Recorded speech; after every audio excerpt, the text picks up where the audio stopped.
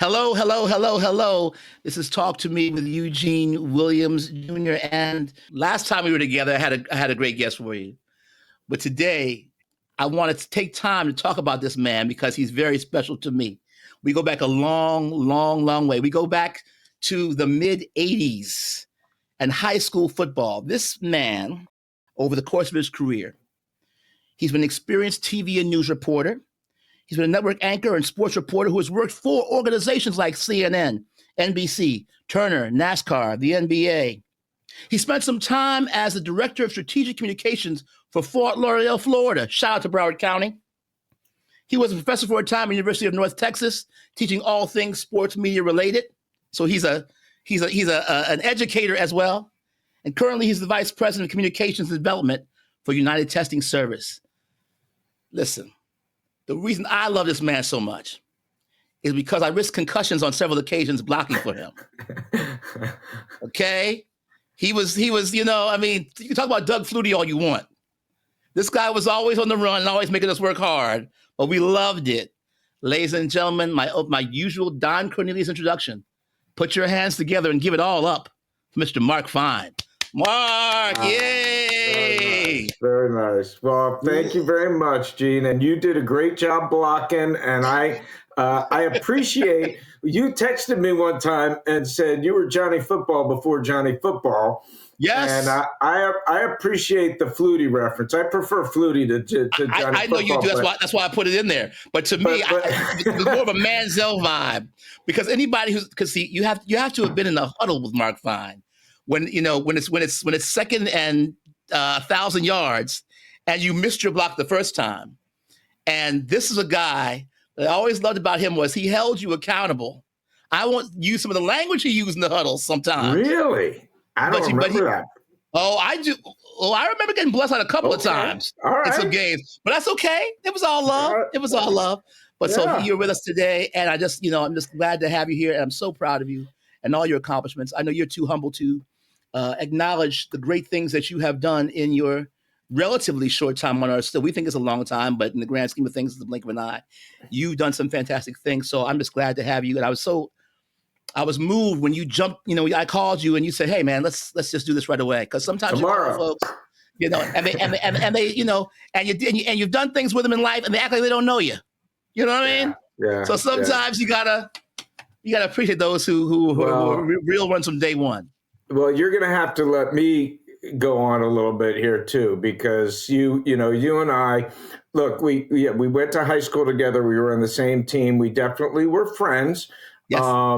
We haven't kept in great touch over the years outside of social media, but right. You were, always just such a, and I've loved following your career in education. Thank you. And Thank all you. the positive things that you've done to try and make the world a better place. Because you mentioned the business I'm in now is involved in education. My wife's a teacher of 30 years. Teaching's been part of what my family has always been involved with.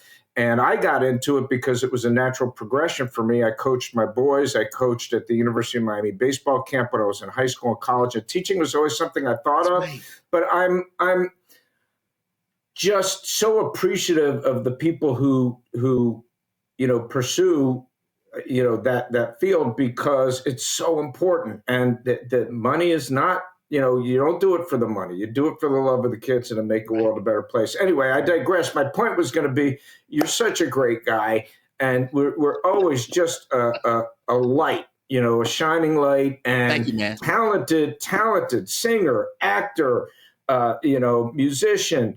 And football player. It was fun. You're a great dude. And I'm when you said you wanted to do this, I said the only issue is going to be you and I could talk for 3 hours and we might not say anything but something. And we may come back and do parts 2 and 3 if you're willing to do that. I'm happy to do it. But just like today, I want to keep it real general. So one of the things I wanted to talk to you about, because you've done some great things, and I didn't mention, and tell me if I'm wrong, you'll correct me on this.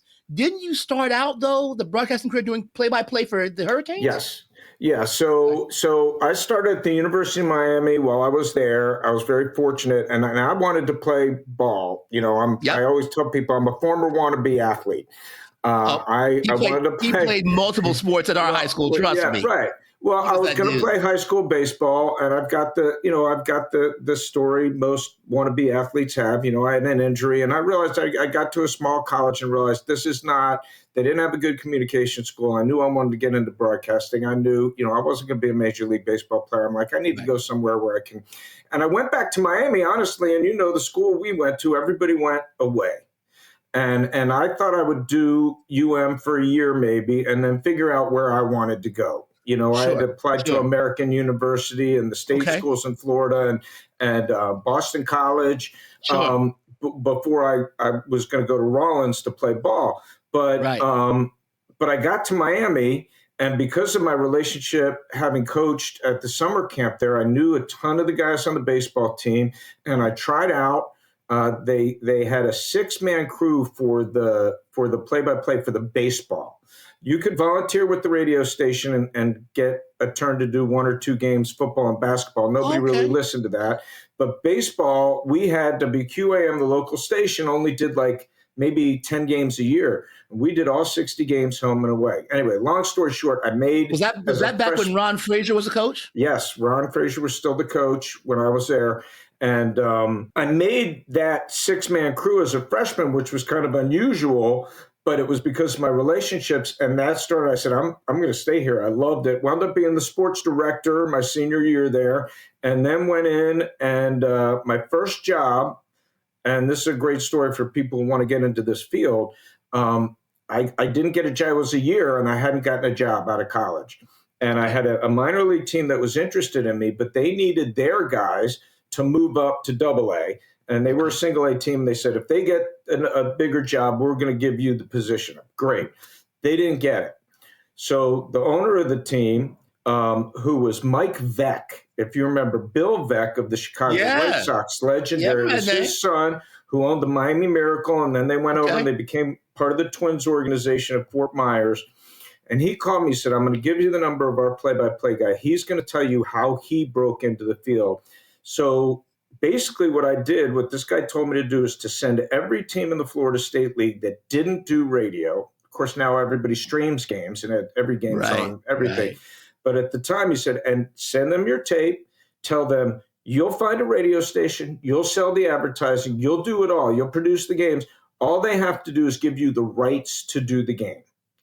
Wow. To do the games. So I did that. So basically I made $0, but you were the producer though. You were the producer. Right. And I had the St. Pete Cardinals and the Clearwater Phillies both, and the Dunedin Blue Jays all say, yes, we're interested. I went with St. Pete and got to do the St. Pete Cardinals. We only did home games because I couldn't afford, I had to buy the time on a radio station. So you were traveling back and forth from Dade County to Tampa? No, I moved, but I tell my kids this now, right? 4 kids, and I tell them I worked 3 jobs. During the day, I sold magazine advertising to help pay my bills. I did baseball games at night, and on the nights I wasn't doing games, I was doing phone sales, vacation break. You're going to the Bahamas, that kind of stuff, just to make extra money and to make ends meet. But it got my foot in the door. Right. And as a matter of fact, the University of Tampa heard me doing games, and they called me up, and I got to do a few of their baseball games, but I got to also call, and they actually paid me, I don't remember what it was per game, to do their basketball games. So that's how I got my start. Long story, I wound up in Pennsylvania. My wife lived up there. When we met, she was my, girlfriend. I moved up to Pennsylvania, took a chance, and wound up, again, long story short, wound up as the weekend anchor. And I didn't like TV when I was in college. I didn't think that was the route I was going to go, but I wound up as the weekend sports anchor at a Fox affiliate in Harrisburg, Pennsylvania. And I went from, and it didn't happen overnight. This is over with the minor league ball. And before I started there, a 4 to 5 year period, wound up as an anchor in a top 50 market. And that was kind of, okay, now and again, wasn't making very much, but at least I'm paying my bills and somebody's paying me to be on TV, and now I'm part of the club. Once you get that first job, you're part of it. Now I can get real tapes and send them out. And so, yes, I started doing play-by-play, loved it. And then, the great full circle moment, to flash forward years later, when I was working for Turner, they needed somebody to fill in doing the Braves games. and I got to do on Turner Sports Major League Baseball games. I only did 3, I think, but it was really cool to kind of fulfill that dream, even just that little bit. Yeah. And the Braves have always been a hot ticket. I remember, back when we were in high school, we would watch TBS and watch, world-class wrestling and then go straight to the game afterwards. It was national. Wow. Yep. That's why the Braves and the Cubs, because of GN, have a national following, because they used to be on national TV, both of them. Yeah. Well, see, that's why I wanted you on here, because one of the objectives of the show is to tell people who think certain things are beyond their reach. Nothing is beyond your reach if you're willing to do what it takes to get to that point. Take some sacrifice, moving around, do some things you're not really comfortable with, but it can happen. So you're an example of that. Now, we got into your earliest experiences, but I want you to tell me a little bit more of your, don't have to give me everything, but give me, what was your most memorable experience as a broadcaster, as a sports commentator, any of those fields that you've been in? What has been your most memorable experience? The thing that stayed with you for years and years and years. All right, I've got 3 or 4 that always jump to mind. Give me 2. Okay, all right. I don't know. Maybe I'll give you 3, and I'll make them quick. The first one for me was after this happened. When it was done, I said, if I never do this again, this was worth everything I put in to be able to have this experience. And that was when the NBA All-Star game was in Dallas, ironically. We were living in Atlanta, and I'm in Dallas now, and had been in Dallas prior as a weekend anchor at the Fox affiliate here, weekend sports anchor. Right. The year before the All-Star game was in Arizona, and David Levy, who was then the president of Turner Sports, came up to me at the post party. He says, why didn't you bring your boys, Marc Fein? Why didn't I get to see your boys while we were here? And I said, well, David, because not everybody travels around the country with their family the way you do. I don't make president of Turner Sports money. I don't bring my family with me everywhere. And he laughed. He's like, well, here's the deal. If you bring them to Dallas next year, I'll make them ball boys for the dunk contest. And I said, David, don't throw that around if you don't mean it. He's like, I'm telling you, he's like, around the holidays, you send me an email. Sure enough, I sent him the email, followed up. He immediately got a reply. He copied his assistant or whatever and said, make this happen. So my boys got to be ball boys at the NBA All-Star game in Dallas. They got, when we showed up in our hotel room, they had sweatsuits and hats and sneakers. And they had the same exact press pass I had. They could go anywhere. Now, this was my 2 older boys. My youngest will complain to you that they got to do this stuff while when he was in his formative years, I was a news guy. So he missed out on some of that stuff. But so to see my boys get to experience that, Chris Paul, during that weekend, I had covered Chris Paul 2 years in a row during the playoffs and got to know him a little bit. And we're behind the scenes somewhere during the celebrity game, I think. And he's a little ways away, and we kind of make eye contact, and he raises his hand, and my boys are with me. Yo, Mark, what's up? And my boys looked at me like, he's calling you? Like, you know him? And so we go over. He talked to my boys for like 10 minutes and could not have been nicer. And just that whole weekend experience, getting to share that with my boys, priceless. Yes. They got Kobe. You have equity for life with that one. Oh, yeah. The dad story forever on that one. Then the other one, and people will love hearing this because when people learn what I did or talk to me about what I did, they always ask about Charles Barkley, because he's such, and I always say, he's the real deal. He's what you see. First time to tell you a little bit about Inside the NBA. The whole thing with Inside the NBA, when I got to fill in for Ernie Johnson doing that show, I think 4 times. The whole thing about I saw at least one of those times. I think I saw it. Oh, so cool. Yeah, I loved it. And people, by the way, they would say, are you nervous?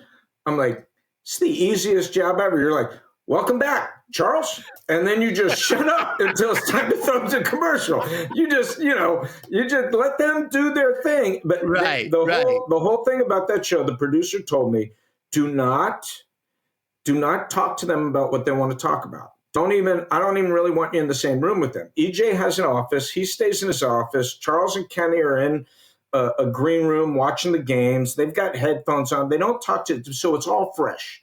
Right. It's all the first time they've had that conversation. Not rehearsed. They said, so, you can say hi to them or whatever. Well, it was a Thanksgiving. I think it was the first time I filled in. And it was a Thanksgiving, and EJ was doing a golf event in Bora Bora or something. I don't know where he was. But so they had me fill in. And I went up to say hi to Charles. I had met him a couple of times. I didn't really know him, but I just went to say hi to him. And he says to me, he's like, you got kids, right? I said, yeah, I have kids, 4 kids. And he says, what's your wife's name? I said, Nikki. And he grabs a phone. We're in the green room. Grabs the phone. He says, what's your phone number? So my wife's family was all at the house for Thanksgiving. I tell him, he calls up and he says, yeah, is Nikki there? And she's like, this is Nikki. Who's this? She's like, it's Charles Barkley. How you doing? And he's like, he's like, Mark's a house husband, isn't he? You got him wrapped around your finger. I could tell. And he just talked to her for like 10 minutes. He didn't have to do that, right? But he just gets it. He knew they get, and she got off the phone and they're like, who was that? She's like, that was Charles Barkley. And just so happened, her sister-in-law, her brother's wife, was a big fan of his, and they all went nuts. And just a nice guy. He saw my dad in the casino years later. When I gave him a hug, said, you're the midget's dad, and just could not have been nicer. So that's, people like hearing that story. And then the one I will tell you where I got kind of starstruck, I'll be quick with it, but I was doing a playoff game, baseball playoff game in Wrigley Field, which of course was amazing. I was fortunate to get to do stuff like that. And I'm walking on the field before the game, and I look in the dugout, and sitting on the bench is Ernie Banks. And I'm like, club. All right, one of the most legendary players of all time, right? Wow. And he was getting on in years, obviously, but I'm like, I gotta go say hi. When am I ever gonna have? And he's like, son, sit down next to me. We're gonna chat. He asked me. He didn't ask me about the team. He didn't ask me about. But he wanted to hear about my family. Wanted to know about my kids. Just such a gentleman. And it was, a 5 to 10 minute conversation. I got up from that conversation. Walked out on the field, pulled my phone out, immediately called my dad. Said, "You're not going to believe who I just talked to." I know your dad, so I know he was just off the moon. And I will say this to you to go back to something you said a little while ago about pursuing things you might not think. I was fortunate in that I had parents that encouraged me to do whatever I wanted to do. My father was find something you love, because you're going to spend more time at work than you will with your family or doing anything else in life. Find something you love. And I was encouraged. And I don't remember the quote. I don't know if you know the book, The World's Greatest Salesman, Og Mandino. I've heard it. Yeah, Og Mandino. It's fantastic. But there's a quote I give my students in class when I start each class with a book recommendation and a motivational quote. And I can't remember the entirety of the quote, but it's something to the effect of, I will remove the words from my life like quit, cannot, fear, unable, et cetera, because those are the words of fools. And that's, and another quote that relates to it, what dream would you pursue if you knew you couldn't fail? Wow. And I love that quote too. And I think that, you get one shot at this in life. Why not go for it? The business I was in has changed a lot. I also tell the students, if you're in it to make money, you're not in it for the right reasons. It has changed so much, and there's just not, it's tough. But it's, I had a passion for it, and I loved it, and I loved the work. It wasn't like going to work for me, as you might imagine. I was going to ballpark, and it was work. Don't get me wrong. I always tell people, look, I'm not sitting in the stands drinking a beer. I'm nervous. I'm trying to come up with questions. What am I going to ask? There's stress and there's pressure, but I enjoyed it. So anyway, those are my 3 stories. Well, those are fantastic stories. And when you talk about names like Ernie Banks and Charles Barkley, I mean, those are the things that really just draw people to those stories because, I mean, these are heroes. And Yeah, I know from going to high school with you, I know how into sports you were even then, not just the sports we played together, but just the whole right. idea of, I mean, let me tell you something, folks. Mark knew every statistic and he knew what Yeah, people were well, doing and all that. That was his thing. So I know it was a big thing when he met those guys. So I'm happy for you, brother. thanks. It My was next fun. question is this. We talked about the positives in that last question when you talked about the great people you've met and the opportunities you've had and the things that you learned. But I mean, you've been everything, man. You've been a play-by-play guy. You've been a guy in the You've been announcing games. You've been talking. You've been commentating. You've been teaching. You've been an executive. You were communications for a major city. Like, what has been the biggest drawback in terms of your overall career? It doesn't have to be sports. It could be any of the things that you've done over these years. But what's been the biggest drawback? What's the thing that you said? What did you miss from having the career that you've had? What did you miss out on? Um, I guess I don't know.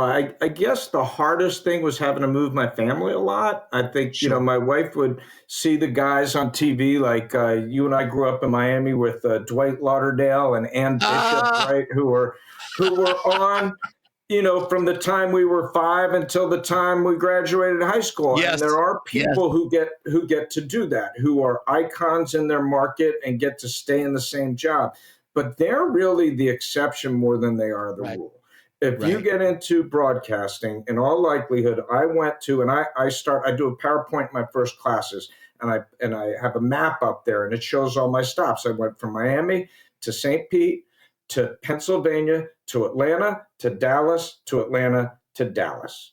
The last move here to Dallas, my oldest was in high school, and we had to pull him Wow, out of high school to wow. to make that move. And the first time we told him, he's like, "Well, you can go, but I'm not going. I'll live under his bridge. I don't care." Like, he did not want to leave. Poor He guy. wound up loving it here. But Good. it's not easy moving your family and having to and uproot and leave friends. And Yeah. for me, leave friends and acquaintances. And also, there's the stress of, look, um, being very real here. I was at CNNSI, the network Yeah. folded. Yeah. I went to Fox 4. I was the weekend sports anchor there, but I also hosted the Rangers and the Stars pregame shows. And that's how they justified my salary in a way. Right. That's part of where my salary came from. Well, Right. they canceled those shows. And they had told me they were going to renew my contract. And they called me, and my wife was pregnant, 5 months away from having a baby. They had told me they were going to keep me. And they called me in and they said, "Sorry, we can't renew your contract. We can't afford you Wow. anymore." So Wow. I had to find another job. Went Right. to Atlanta.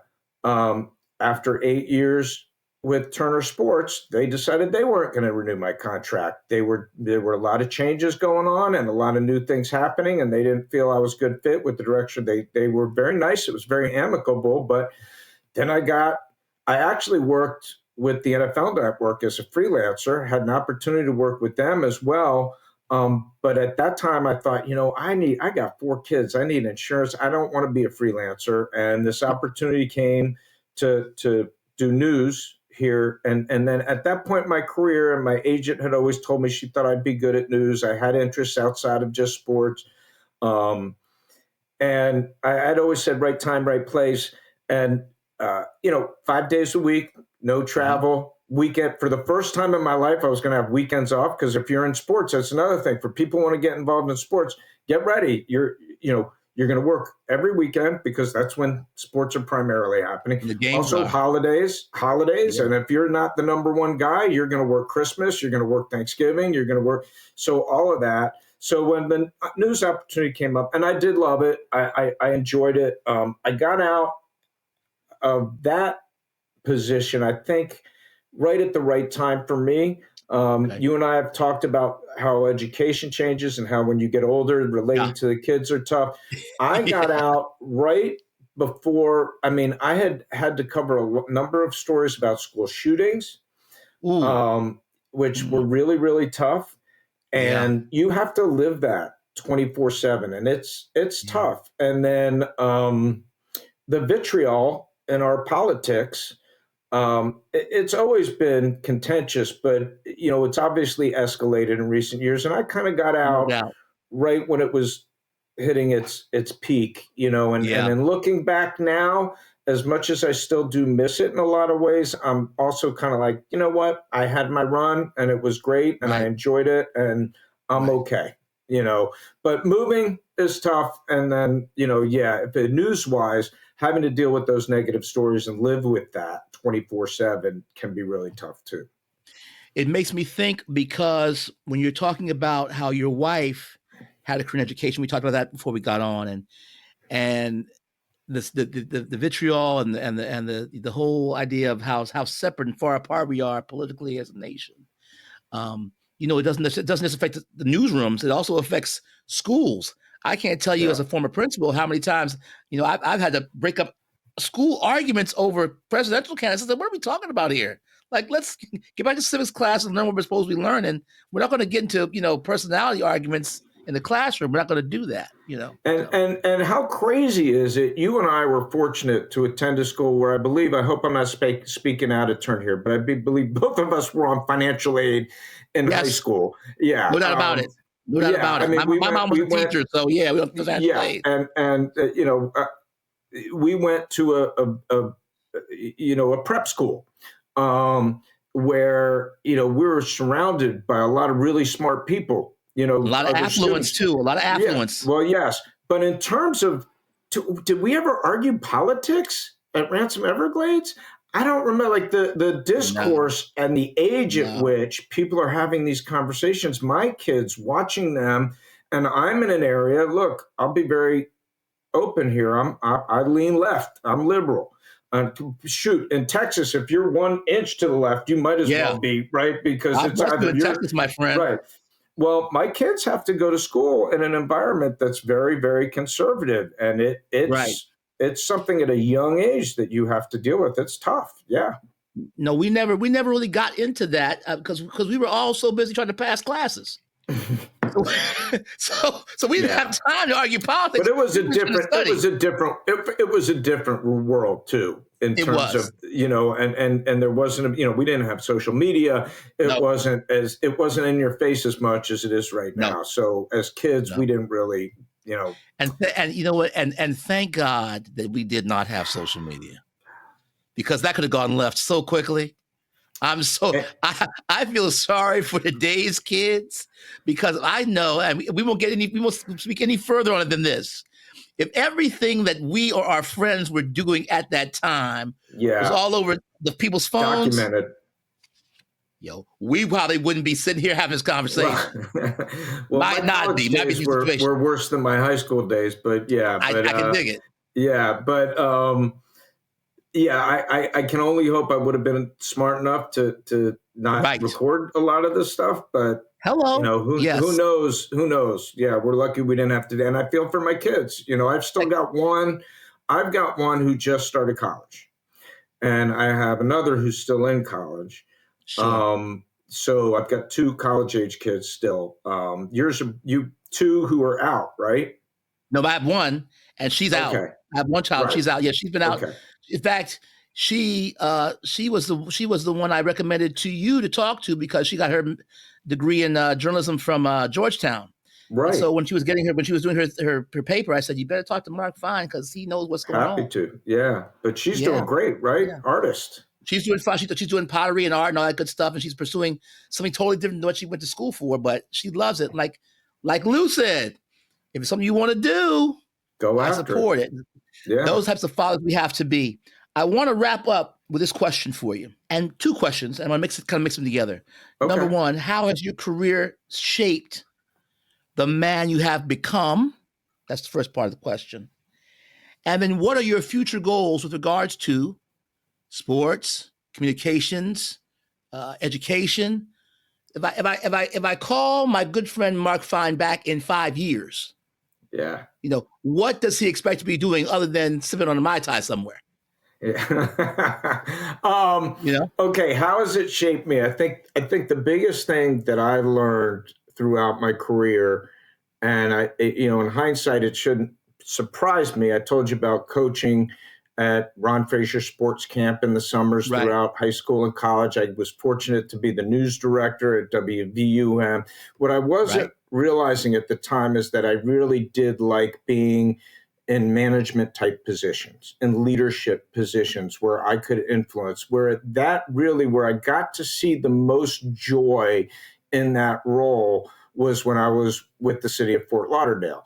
And that didn't work out for us as a family. We decided not to pull my two kids out of high school at the time and move to Fort Lauderdale. And I decided I could not be away from them and only fly home on weekends. So I quit that job and moved back to Texas. But I had a team of 15 people working beneath me, and I just took such great joy in managing people and trying to be a good leader and help people grow and help people learn and be a positive influence in their lives. I just loved that. And I was fortunate to do a lot of that outside of work, coaching my kids' teams, getting on boards of directors with little leagues and youth organizations and things like that. So I found that part of me that I really love. In terms of 5 years from now, I think, the company, my family business right now, it's a small family. I hesitate to say family and small because I'm fortunate. My dad built a great business over 50 years, and we do staffing and tutoring and all kinds of things with schools throughout the country. I think we're in 7 states currently right now. We have over 200 contractors working for us, and I do manage the hiring, but they're contractors. They're not employees. So I don't really get that. I don't scratch that itch the same way I have in other positions. So I think I need to find something, whether it's through my work or through volunteer work or through something where I can get back to having an impact in that way. And that's the key. A lot of people my age probably go through something similar. You get to this point in your career. What was your, I hate using the air quotes, but what was your career? For me, it was broadcasting. Isn't part of my life anymore. So I need to find, how am I going to find fulfillment outside of that? Got a great job and a great family. I need to find something else. And that, that's to be continued, I guess, for me. Well, I mean, here's the thing, though. I can tell people, if you're listening to this, I can let me tell you something about Marc Fein, what I remember of him.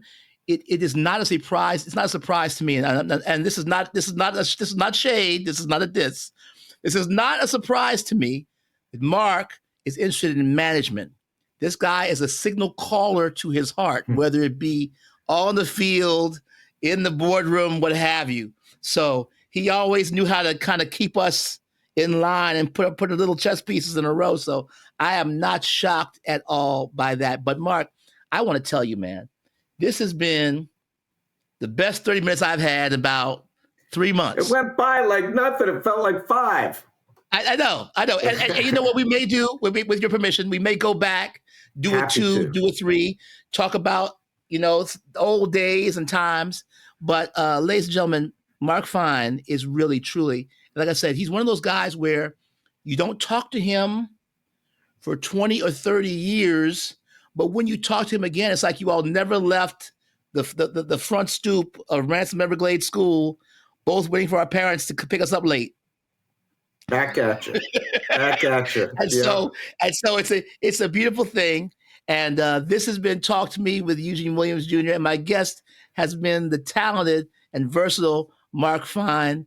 You guys be blessed. Marc, stay on a little longer, so we can talk a little after this, but you guys be blessed and have a great one.